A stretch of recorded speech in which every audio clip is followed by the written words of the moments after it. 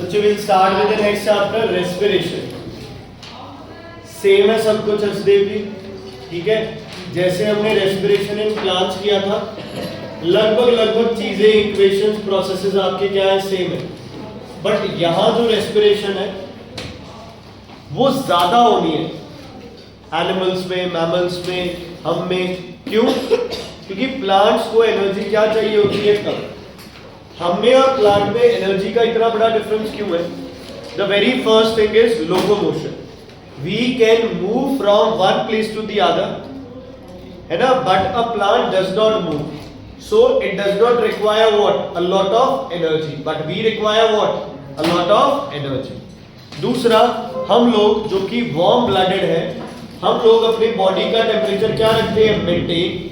इस वजह से जो रेस्पिरेशन रेट है वो हमें ऑटोमेटिकली क्या हो जाता है, ज्यादा। एनिमल्स और प्लांट्स में एक और डिफरेंस है बच्चे।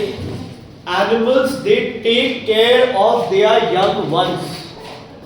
आपके पापा की कमाई का 30 से 40% हिस्सा आप लोग चट कर जाते हो, तो 30 से 40% टाइम भी आपकी वजह से खराब हो जाता है जिंदगी का, है ना। नॉर्मली एक इंसान अपनी जिंदगी का 30% हिस्सा सिर्फ अपने बच्चों की परवरिश में निकाल देता है। इसका मतलब प्लांट को ऐसा कुछ नहीं है। मान लो एक प्लांट से सीड गिर के नीचे मैंगो प्लांट उग गया, तो क्या कभी देखा है बड़ा प्लांट उस छोटे प्लांट को ध्यान रखते हुए? नहीं। तो उसको अपनी एनर्जी वेस्ट नहीं करनी, बट हम लोगों को अपने बच्चों पे एनर्जी क्या करनी होती है, वेस्ट करनी होती है। इसलिए एनर्जी प्रोडक्शन क्या होती है, ज्यादा।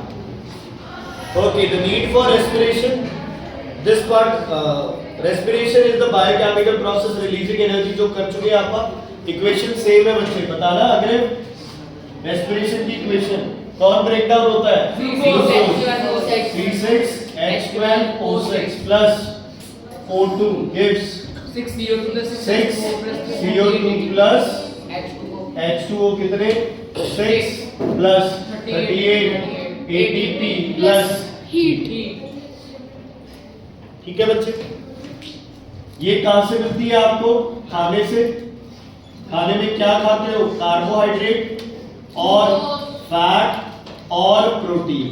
ये तीनों आपको कैसे ना कैसे करके क्या दे सकते हैं, ग्लूकोज। सेम जैसे प्लांट में glucose has no other option, here also glucose के सिवाय कोई और ऑप्शन नहीं है जहां से आपको क्या मिल सके, एनर्जी मिल सके।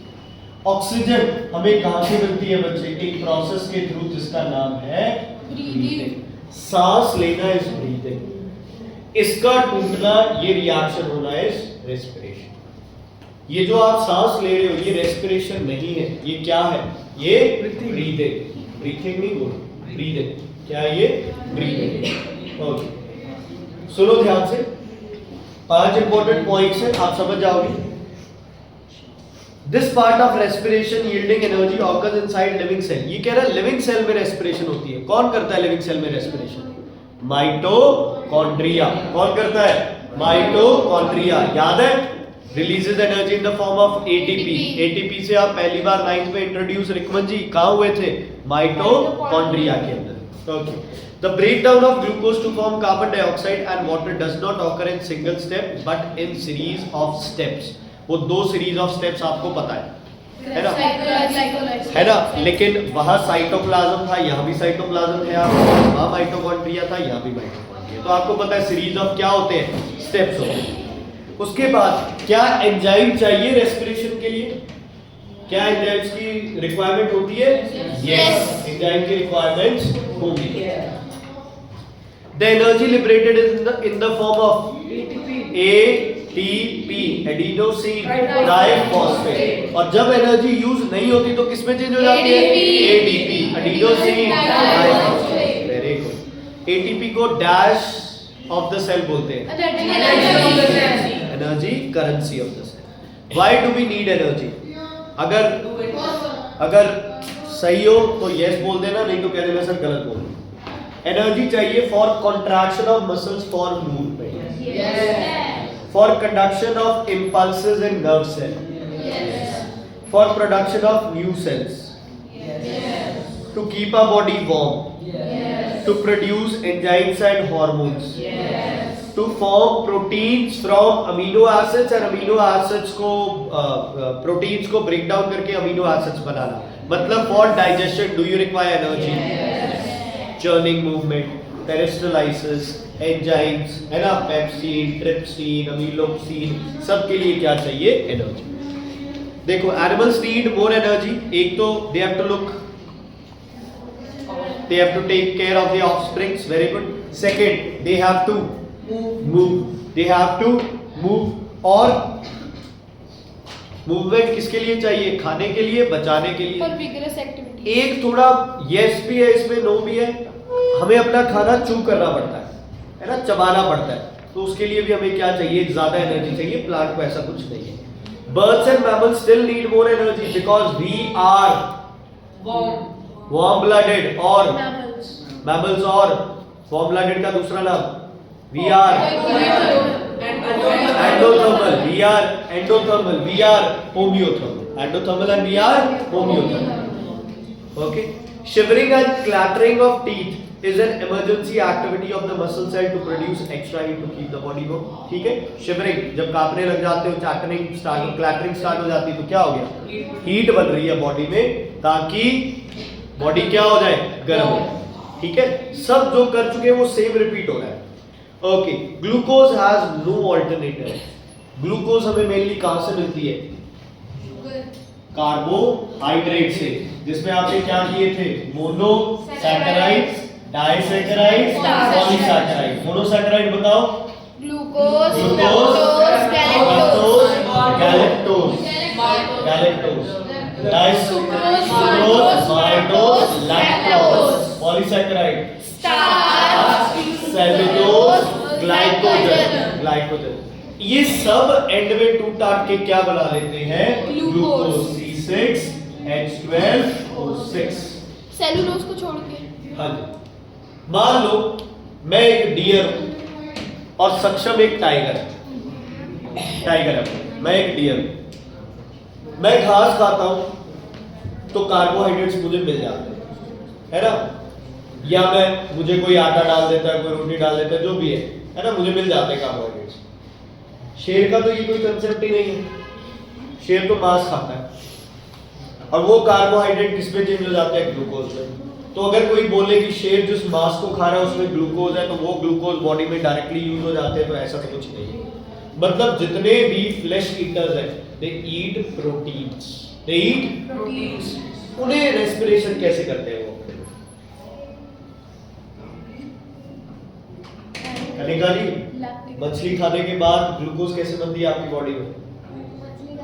नहीं खाते, वेजिटेरियन हो। कौन है नॉन वेजिटेरियन? मछली नहीं खाते। फैट्स होते हैं, उस फैट की वजह से तुम्हें ग्लूकोज मिल जाता है। चलो, उसमें प्रोटीन ज्यादा होते हैं। मान लो डाइटिंग पे था डियर, मेरी तरह स्लिम था, फैट नहीं थे। ओके और यार सांस ही क्या? हाँ जी, चल ले क्या फर्क पड़ता? 5 मिलियन लोग हैं, किस किस को मैं? हाँ जी,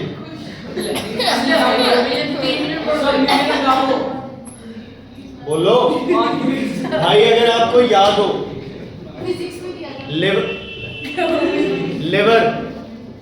लिवर क्या करता है?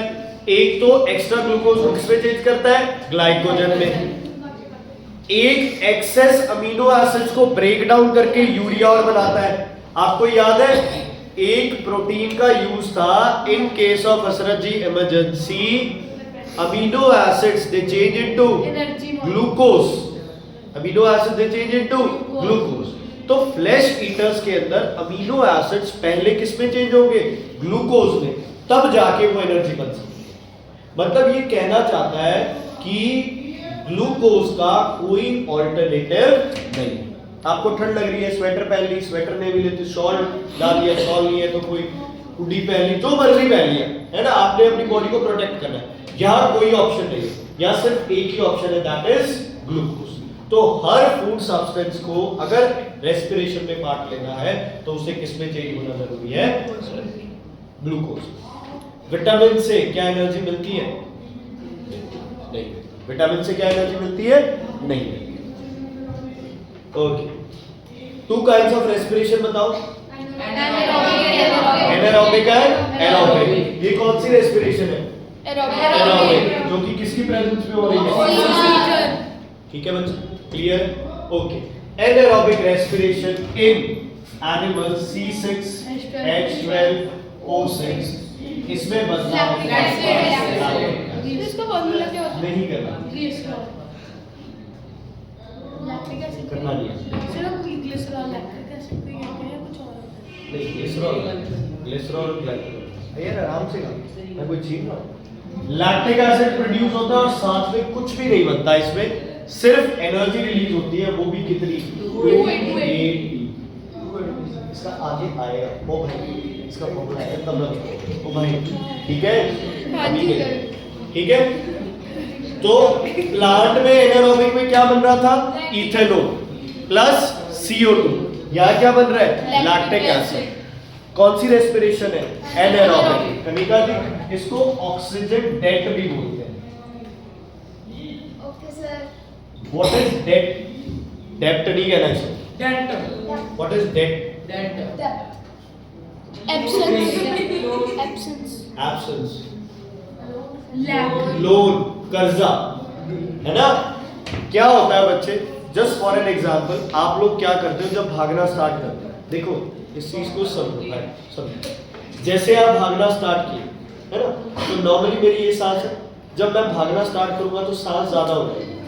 ध्यान से सुनो, ये क्यों बढ़ जाएगी? क्योंकि मुझे एनर्जी क्या चाहिए? ज्यादा एनर्जी ज्यादा चाहिए, तो बॉडी ट्राई करती है कौन सी रेस्पिरेशन हो? एरोबिक।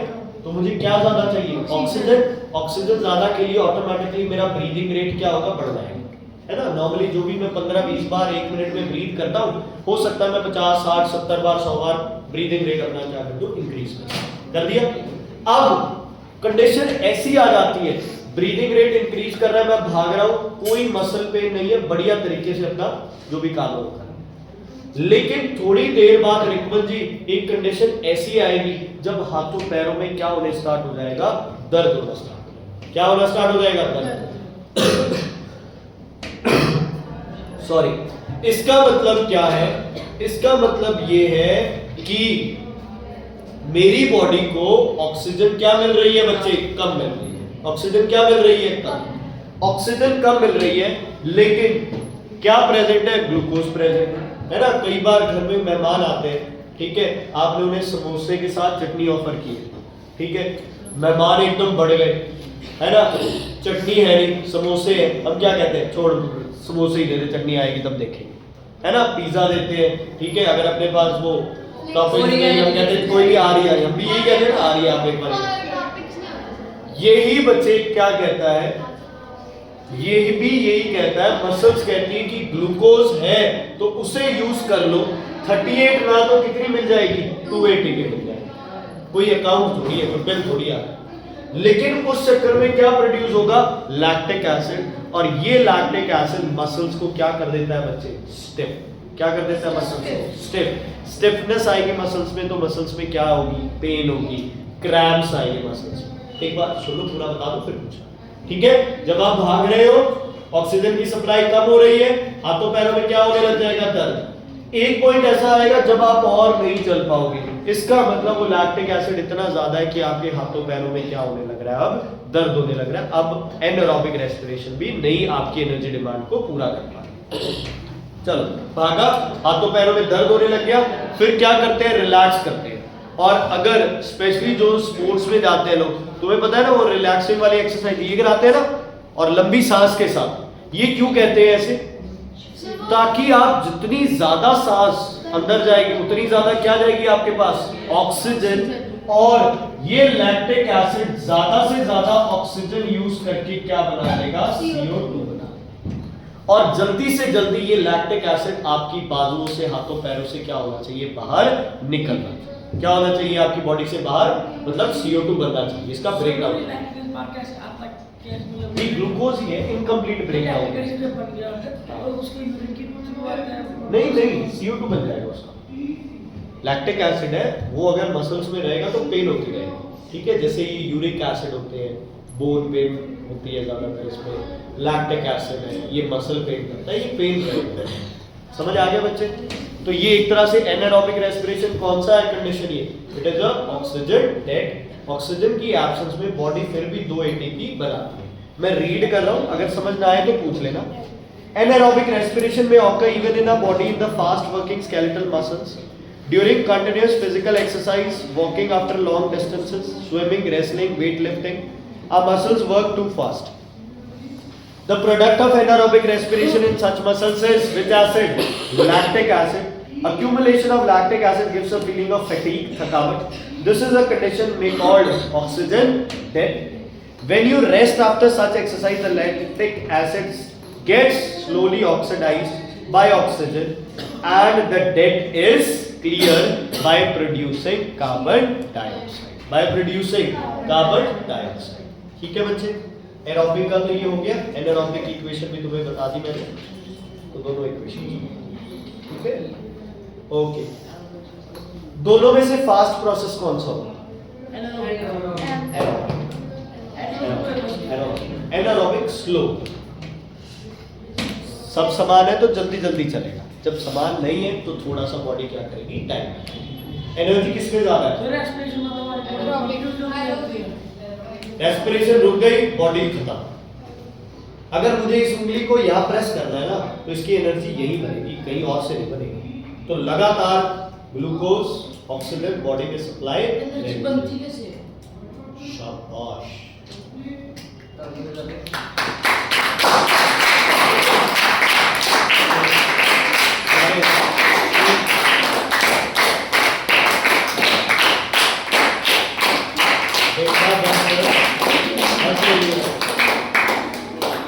शादियों का सीजन है, मैं भी एक वादा ले लेता हूँ, ताली तो बजा ही रहे हो। मैं वो चुना से ले लूँगा। आप है ना ठीक हो बच्चे? हेडेक हो रहा है, पानी पी लो बच्चे, पानी पी लो, हेडेक हो रहा है, ठीक है। देखो बच्चे, लैक्टिक एसिड प्रोड्यूस होता है, no CO2, total energy release पर mole of glucose is much less. अच्छा, ग्लूकोज का सही यूज किसने किया? एरोबिक ने, एनारोबिक ने? क्योंकि तुम्हें कितनी एटीपी दी है? 38। वाई एनर्जी प्रोडक्शन क्या है? बहुत बड़ा, ठीक है बच्चे। ओके, अब आता है पार्ट्स ऑफ रेस्पिरेशन। आपके हिसाब से रेस्पिरेशन कितने पार्ट्स में होता होगा? 6-7। हाँ जी बच्चे, 2 एरोबिक एंड एनारोबिक। ठीक है।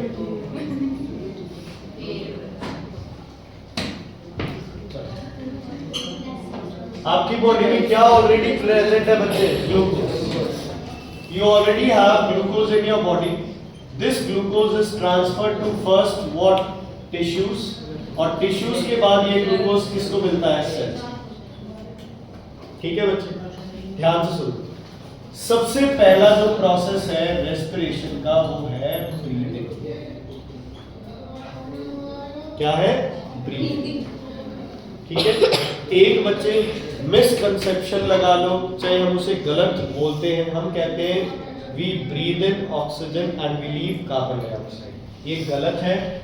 We breathe in air, we breathe in, we breathe out air या एयर दो।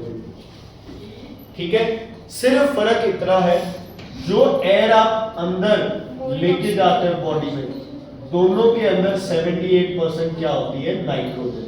बहुत कम चेंज आता है ना के बराबर। ठीक है जी।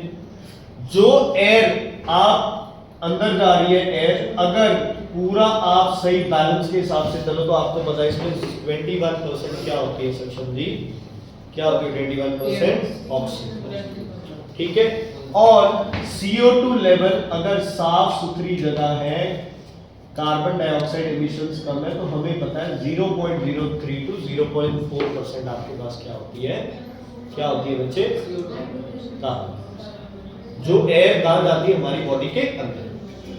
जो एयर बॉडी से बाहर आती है, ये कार्बन डाइऑक्साइड परसेंट ज्यादा होके हो जाता है 3 to 5%। कितना हो जाता है? हमारी बॉडी 3 to 5%। हाँ जी, हमारी बॉडी से नाइट्रोजन बाहर आती है। ठीक है बच्चे। और अब 3 से 5% किसका हिस्सा बढ़ गया? तो इसका हिस्सा 3 से 5% क्या हो जाएगा, कम। तो ऑक्सीजन रह गई सिर्फ 16 से कितने परसेंट, 18%। जो एयर ब्रीद आउट कर रहे हो उसमें ऑक्सीजन अभी भी कार्बन डाइऑक्साइड से क्या है बच्चे, ज्यादा। इसमें ऑक्सीजन कार्बन डाइऑक्साइड से अभी भी क्या है, ज्यादा है। तो बोलने वाला अगर ये भी बोल देना मैं वो एयर ब्रीद इन कर रहा हूं जिसमें ऑक्सीजन ज्यादा है और वो एयर ब्रीद आउट कर रहा हूं जिसमें ऑक्सीजन अभी भी ज्यादा है, तो वो गलत नहीं होगा। तो we breathe in air which has a large amount of oxygen and very less amount of carbon dioxide, but we breathe out air which has less oxygen than the air which we breathe in and more carbon dioxide than the air which we breathe in. Oxygen breathe out में कम है, carbon dioxide ज्यादा है, किससे, जो air हमने क्या किया, breathe in. चाहे आपने 16% वाली ब्रीद की थी तो ये 3 से 4% और कम हो जाएगा, है ना। तो इसीलिए बच्चे क्या होता है, आपने बहुत बार देखा होगा, जैसे कि कई बार क्या है, चोकिंग के केस आ जाते हैं, है ना, चोकिंग हो जाती है, सांस नहीं आता, तो क्या कहते हैं, ये फर्स्ट एड किया ना तुमने, क्या CPR बोलते हो, फर्स्ट एड में नहीं किया, चेस्ट दबाते हैं ना जोर जोर से ताकि सांस स्टार्ट हो जाए, है ना। नहीं तो क्या होता है बच्चे, माउथ टू माउथ रिससिटेशन बोलते हैं ना, दूसरे के मुंह के अंदर एयर ब्लो करते हैं।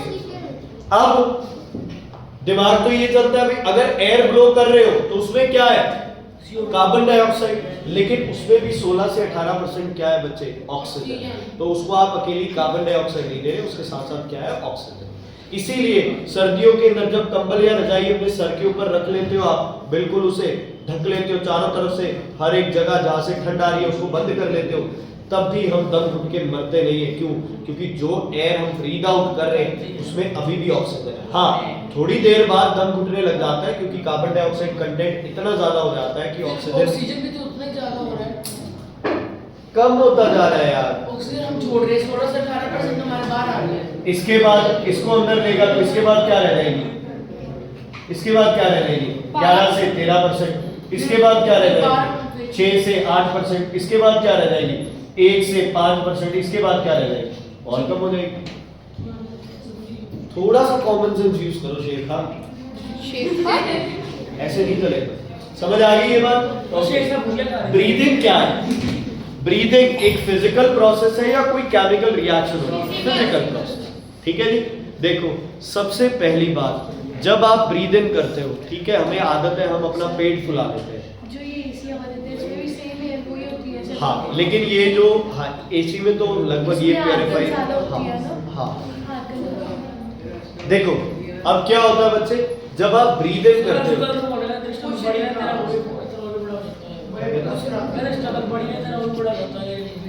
पेट के लिए कुछ बोला, अब अभी इसी कोई वीडियो में लेके आते हैं। चलो सुनो बच्चे, जब आप ब्रीद इन करते हो, हमारी आदत है जब हम ब्रीद इन करते हैं ज्यादातर हम क्या करते हैं, ये बेली बढ़ा लेते हैं, है ना बच्चे। ये एक प्रैक्टिस होती है। देखो नॉर्मली हम जब सांस लेंगे, खाना सिर्फ किस में जाएगा, ईसोफेगस में, लेकिन जब आप सांस लोगे तो एयर बच्चे किस में जाएगी, लंग्स में भी जाएगी और पेट में भी जाएगी, है ना। तो ऐसा कोई चक्कर नहीं है भी पेट फूल गया तो सांस अंदर, उससे कोई नुकसान नहीं है। लेकिन जो एयर ब्रीद इन कर रहे हो उसका फायदा सबसे ज्यादा कहाँ है, जब वो कहाँ जाए, तुम्हारे लंग्स के अंदर। चाहे योगा होता है, प्राणायाम करते हैं जो लोग, है ना, वो क्या करते हैं, कहते हैं लंबी सांसें लो, है ना, या फिर वो जो क्या बोलते हैं, भस्त्रिका है, क्या बोलते हैं, कपालभाति और ये सब है, ये सब क्या बोलते हैं, मैं थप्पड़ मारना है, अगर समझ आ गई ना।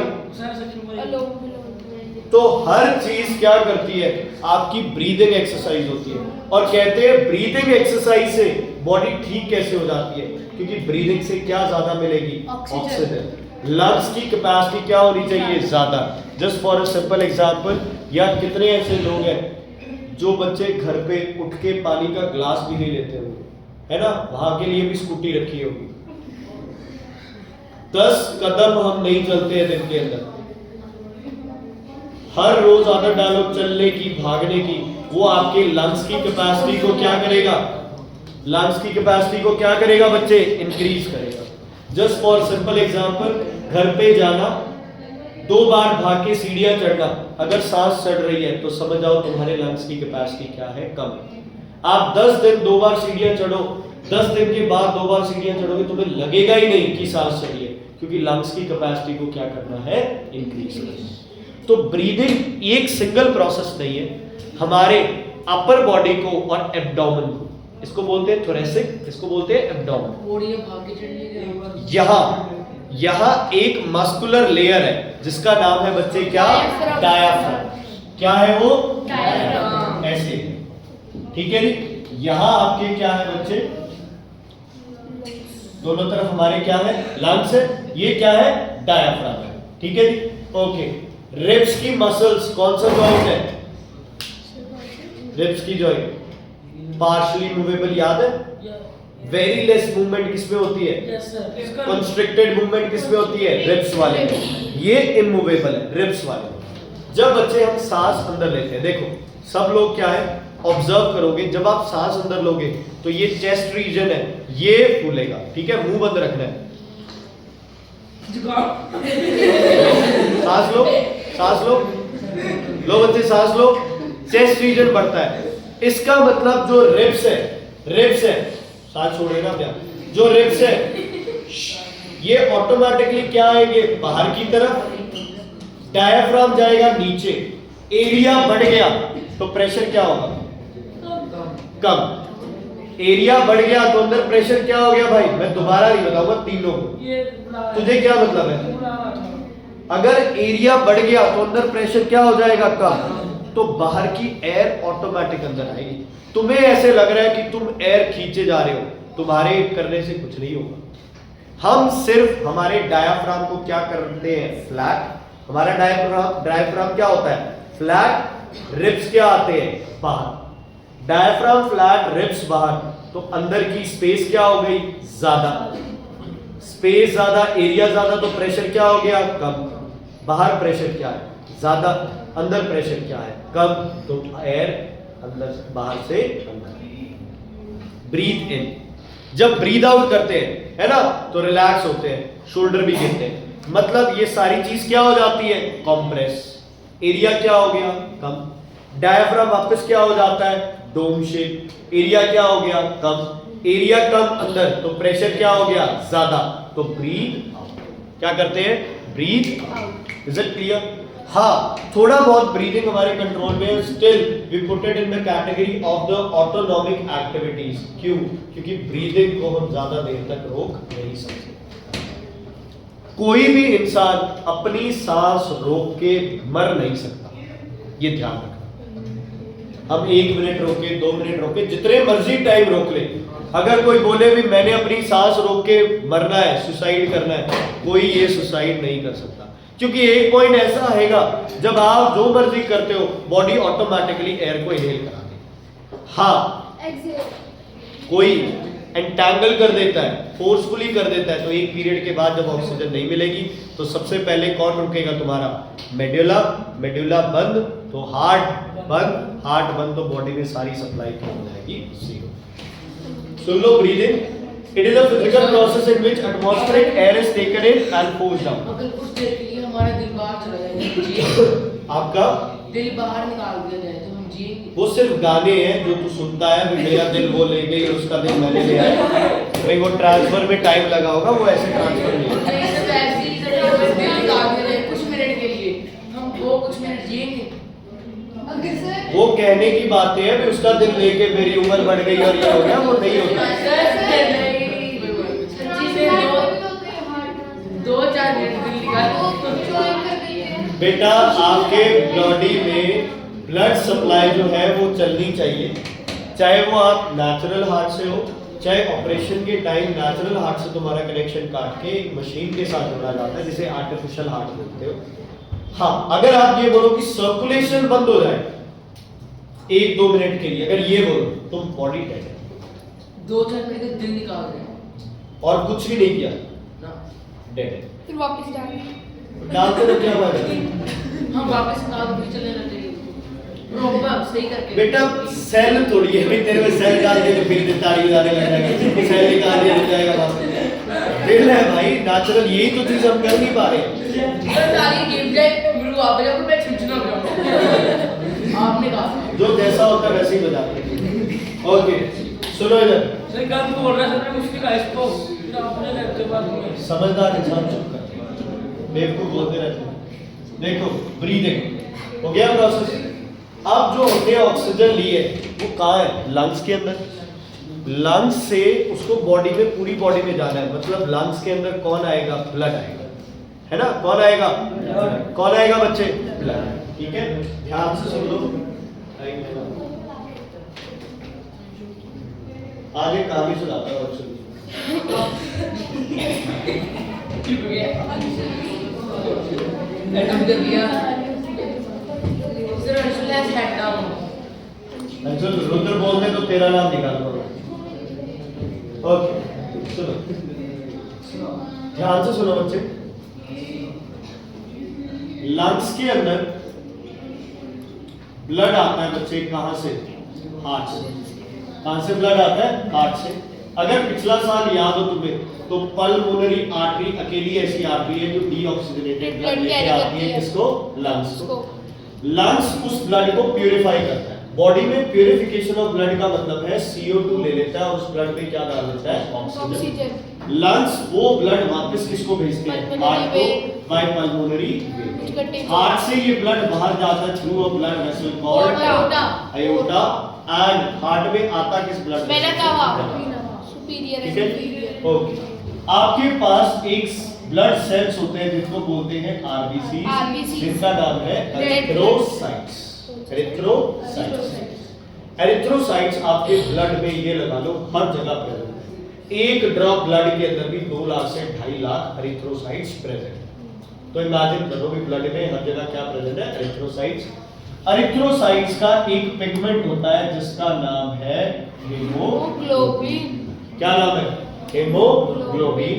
हमारे यहाँ पे जो हीमोग्लोबिन है उसका नाम है ना, सॉरी बोल नहीं करेगा ना, हीमोग्लोबिन ही करते। हीमोग्लोबिन एक बहुत ही अमीर बाप का बिगड़ा हुआ बेटा, हीमोग्लोबिन। ठीक है, ओके। हीमोग्लोबिन बढ़िया तरीके से ब्लड में घूमता है, हर जगह ब्लड है, तो ब्लड में कौन है? हीमोग्लोबिन है। तो हीमोग्लोबिन सोचता है कि मेरा राज हर जगह चलेगा। ठीक है, हीमोग्लोबिन काम भी करता है, ऐसे नहीं है, काम भी करता है। हीमोग्लोबिन बच्चे लंग्स के पास आता है ना? कहा, ध्यान से सुन लो भाई, क्वेश्चंस आते हैं। हीमोग्लोबिन लंग्स के पास आता है। हीमोग्लोबिन की यहाँ मुलाकात होती है एक बहुत ही सुंदर लड़की से जिसका नाम है ऑक्सीजन। क्या नाम है इसका? ऑक्सीजन। ठीक है, यार इसका कराने हीमोग्लोबिन का तो सिर पकड़ के बैठो, रूठना ही होता है शादी में किसी ना किसी दिन। हाँ जी, ओके। आजकल चला है ना ट्रेंड, जैसे लड़का और लड़की अपना नाम इकट्ठा कर देते हैं ना, जैसे विरुष्का और ये सब थे, है ना? तो क्या हुआ? हीमोग्लोबिन और ऑक्सीजन, इन्होंने अपना नाम रख दिया ऑक्सी हीमोग्लोबिन। ठीक है, ऑक्सीजन और हीमोग्लोबिन को साथ में। ठीक है बच्चे, अब ये ऑक्सीजन लेके हीमोग्लोबिन, ऑक्सीजन मिलती है ना? Love at first sight, haemoglobin खुश। ऑक्सीजन को भी लगता है पूरे एम्पायर में हीमोग्लोबिन भाई इतना पूरी बॉडी पे उसी का ही राज है। तो ऑक्सीजन को हीमोग्लोबिन कहता है कि चल मैं तुझे ना पूरी बॉडी में घुमाता हूँ। तो देखो ये कहां से कहां का घुमाएगा? बोन्स, ब्लड, है ना, मसल्स, टिश्यूज, लिगामेंट्स, हड्डियां, कंकाल, तुम्हारा स्टमक, इंटेस्टाइन, लिवर, इवन बच्चे यूरिनरी ब्लैडर, ऐसी ऐसी जगह बेचारा हीमोग्लोबिन ऑक्सीजन को लेके जाता है। सुनो, ऑक्सीजन क्या है? ऑक्सीजन थोड़ा सा अब गुस्सा होने लगा। ऑक्सीजन सोचती है कि यार कोई भी दूसरी लड़की कहीं दिखे तो मैं हीमोग्लोबिन से लड़ाई करूं ताकि हीमोग्लोबिन दुखी हो, हेमोग्लोबिन क्या हो, दुखी हो, एंड ही में switch on to the next part. सुनो ध्यान से, ये जाते हैं टिश्यूज के अंदर। कहां जाते हैं? टिश्यू के अंदर। टिश्यू के अंदर आगे CO2 होती है। कौन होती है? CO2। हेमोग्लोबिन ऑक्सीजन से अपना पीछा छुड़ाना चाहता है ना? ऑक्सीजन भी हेमोग्लोबिन से क्या चाहती है? पीछा छुड़ाना चाहती है। तो हेमोग्लोबिन और कार्बन डाइऑक्साइड टिश्यू के अंदर मिल जाते हैं और मिलके ये अपना नाम रखते हैं। ये साउथ इंडियन है, कार्बन डाइऑक्साइड है ना, ये साउथ इंडियन है, थोड़ा ज्यादा लंबा नाम है, कार्बा अमीनो हेमोग्लोबिन। सिर्फ नया हो गया और वही दिखा गया। बेटा सुनो, दूसरा ने समझा है। याद रखना, टिश्यू के अंदर अंदर जी टिश्यू के अंदर हेमोग्लोबिन ऑक्सीजन छोड़ देगा और किसके साथ जुड़ जाएगा? कार्बन डाइऑक्साइड के साथ। ऑक्सीजन अपना पेंडा छुड़ाना भी चाहती थी, दूसरा हेमोग्लोबिन भी चाहता था यार बहुत हो गया, घूम फिर लिया, कार्बन डाइऑक्साइड आ गई, क्या बन गया? Carbamino haemoglobin. सुनो, जैसे ही हेमोग्लोबिन दोबारा किसमें आता है बच्चे? लंग्स के अंदर, तब तक पूरी शरीर में खून में इधर उधर घूमते हुए कार्बन डाइऑक्साइड भी थक चुकी है, ये भी चाहती है भी कुछ हो तो मैं बाहर निकलूं, या मिल जाएगी ऑक्सीजन, है ना? पुराना प्यार फिर जग गया, फिर से हेमोग्लोबिन ऑक्सीजन के साथ कंबाइन करेंगे टिश्यू में, फिर कार्बन डाइऑक्साइड, और ये प्रोसेस चलता है। ऑक्सीजन और कार्बन डाइऑक्साइड हेमोग्लोबिन को कहते हैं, है ना, कि प्लीज, ऑक्सीजन कहती है मुझसे शादी कर ले, हेमोग्लोबिन तभी ऑक्सीजन को छोड़ दे। कार्बन डाइऑक्साइड कहती है मुझसे शादी कर ले, हेमोग्लोबिन तभी छोड़ दे। सुनो हुआ क्या, ये चीज हमारी बॉडी के लिए क्या हो गई? अच्छी हो गई, है ना, कि हमें ऑक्सीजन जहां चाहिए वहां मिल रही है, जहां कार्बन डाइऑक्साइड निकालिए वहां जा रही है। ये दोनों बहनें अपना प्रॉब्लम जो है वो लेके जाती है कि यार इस हेमोग्लोबिन ने बहुत तंग कर रखा है ना? ना ही तो ये शादी के लिए हाँ बोलता है और हर तीसरे दिन यहाँ लंग्स में आके खड़ा हो जाता है, ऑक्सीजन को सॉरी सॉरी बोलने लग जाता है। ये तीनों अपनी बहन को बुलाती है जिसका नाम है कार्बन मोनोऑक्साइड। ना वो डाइऑक्साइड है ना वो ऑक्साइड, कौन है वो? Carbon monoxide. ये देखता है हेमोग्लोबिन, सॉरी कौन मांगता है? हेमोग्लोबिन कहता है कि कार्बन डाइऑक्साइड से ये कुछ ठीक है और ऑक्सीजन से भी ये कुछ ठीक है। मतलब ना ही तो ऑक्सीजन जितनी छिक है, ना कार्बन डाइऑक्साइड जितनी चुप रहती है ना? दोनों के इसमें फैक्ट है। तो हेमोग्लोबिन इसको देखते ही प्यार में हेमोग्लोबिन तो क्या है ही भाई साहब जैसा, है ना? तो गैस देखते ही ओ भाई आइडिया तेरा नाम इधर नहीं देखेगा तो नाम ले लूंगा, बोर्ड पे देख। अब तो ले ही लिया, दीदी का आगे सुनो सुनो सॉरी यार, सॉरी। ओके, सक्षम जी, ये जो सक्षम जी की जिसकी हम बात कर रहे थे, कार्बन मोनोऑक्साइड आते ही हेमोग्लोबिन को पता नहीं है, हेमोग्लोबिन इसके साथ वही नाम से कार्बोक्सी हेमोग्लोबिन बना लिया। चलो अब हुआ क्या, ये हेमोग्लोबिन गया टिश्यू के पास, टिश्यू के पास जाते हेमोग्लोबिन वही आदत है, कहता क्या है लंग से टिश्यू के पास जाते छोड़ देंगे अपना क्या है, लेकिन ये कार्बन मोनोऑक्साइड हेमोग्लोबिन को छोड़ती नहीं। ठीक है बच्चों ना, अब तो तेरे साथ ही रहूंगी। अब हो गई शादी, कार्बोक्सी, अब हो गई शादी, है ना? तो शादी हो जाए तो पेंडा छुड़ाना बहुत औखा बच्चे, याद रखना, ठीक है? Carbon monoxide and haemoglobin, recover जी, दे फॉर्म कार्बोक्सी हेमोग्लोबिन। चलो हेमोग्लोबिन को ये लगता है कि चलो अगर टिश्यू के अंदर ये नहीं रुकी तो इसको 2-4 बार यूरिनरी ब्लैडर से और रेक्टम से और इंटेस्टाइन से घुमाऊंगा ना, ये अपने आप कहेगी छोड़ दे, गंदगी में लेके जाते हैं। ये हर जगह से ले जाके वापस कहां लेके आता है? उसे लंग्स में। हेमोग्लोबिन खुश है, हेमोग्लोबिन खुश है। क्यों खुश है? कि लंग्स में कार्बन मोनोऑक्साइड क्या करेगी? चली जाएगी। लेकिन क्या हो चुकी है हेमोग्लोबिन की? मरते दम तक हेमोग्लोबिन कोई और लड़की की तरह सर मरने के बाद That's why people say you become useless when you get married. So hemoglobin is what? Hemoglobin is now useless. बच्चे अब सीरियसली सुनो सारी चीज देखो। Haemoglobin oxygen oxyhaemoglobin, carbon dioxide carbamino haemoglobin, carbon monoxide carboxyhaemoglobin. सबसे पहली गलती आप क्या करोगे, होगा कार्बन डाइऑक्साइड, आप लिखोगे कार्बोक्सी, क्योंकि ये चलता है कि ऑक्सी कार्बन डाइऑक्साइड है कार्बोक्सी, वो नहीं कार्बन मोनोऑक्साइड। दूसरी चीज ये बच्चे, ये जो भगवान ने अनस्टेबल कंपाउंड बनाया ना ऑक्सी और कार्बामिनो, ये हमारे लिए क्या है, फायदेमंद। हमारे लिए क्या है, फायदेमंद है। ये फायदेमंद क्यों है, क्योंकि हेमोग्लोबिन किसी भी पॉइंट पे ऑक्सीजन देके टिश्यू को वहां से क्या ले सकता है, क्या ले सकता है, कार्बन डाइऑक्साइड। इसको अच्छे वे में भी बोल सकते हैं, हेमोग्लोबिन अच्छा बच्चा है, जहां ऑक्सीजन चाहिए वहां ऑक्सीजन को छोड़ता है, जहां कार्बन डाइऑक्साइड चाहिए वहां कार्बन डाइऑक्साइड ले लेता है। लेकिन जब कार्बन मोनोऑक्साइड गलती से हेमोग्लोबिन के साथ आ जाए तो कार्बन मोनोऑक्साइड हेमोग्लोबिन के साथ कौन सा कंपाउंड बना लेती है, स्टेबल। कौन सा कंपाउंड, स्टेबल। तुम्हारे मन में ये चलेगा कि स्टेबल कंपाउंड हमारे लिए फायदेमंद है, नहीं, स्टेबल कंपाउंड हमारे लिए क्या है, नुकसान। एक हेमोग्लोबिन खराब हो गया क्योंकि वो ऑक्सीजन ले ही नहीं पाएगा, 2 हो गए, 3 हो गए, 4 हो गए। ध्यान से सुनो, पहले क्या करते थे, अंगीठी रख लेते थे बंद कमरे में, ऑक्सीजन कम मिलती थी, अंगीठी रख लेते थे, लकड़ियां जला के बंद कमरे में रखते थे, लकड़ियां बुझ जाती थी और उससे कोयले बन जाते थे और गर्म रहता था कमरा।